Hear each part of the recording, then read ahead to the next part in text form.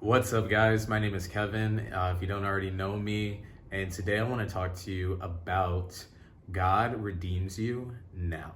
If you have a chance, you can go to your Bible, 2 Kings chapter 9, verse 31 through 37.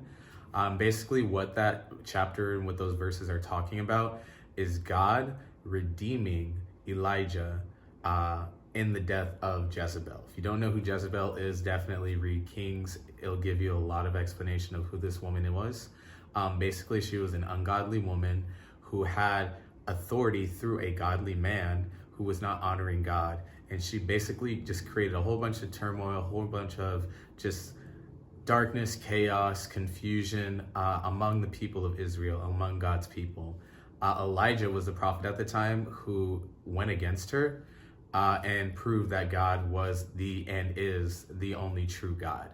Now, Elijah was taken up into heaven shortly after, or sometime after, and he did not see God redeem the wrongs that she had done unto him, she had done unto his people. It was actually a lot later in the time of Elijah, who was the one, or Elisha, I'm sorry, who was the one that basically didn't even witness, but it happened around that time. And what I wanted to encourage you with today is that you may have some Jezebels in your life. You may have some people who are like flies. They will see your light and they will get in your face and they will annoy you. They will do everything in their power to try and keep you off of your course, keep you off of your relationship with Jesus. They will bring people into their lives. They will surround themselves with, looks like a friend group, just a huge army of people that seem to be with them. But what you find out in this chapter and in this verse is that the very same people that she thought were with her were the exact same people that God used to defeat and destroy her.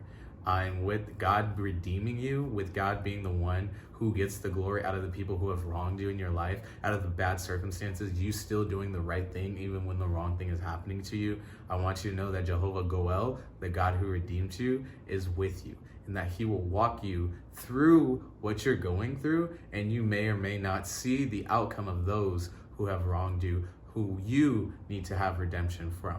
And just to give you a short testimony, a few years ago, or not even a few years ago, a long time ago, I was working in a restaurant business. I had a manager who basically was taking advantage of me, making me work in the worst areas of the restaurant. One time I even had literally the flu or a fever or something. Showed her the actual temperature gauge that I took my temperature, showed her, was like, hey, I can't be here.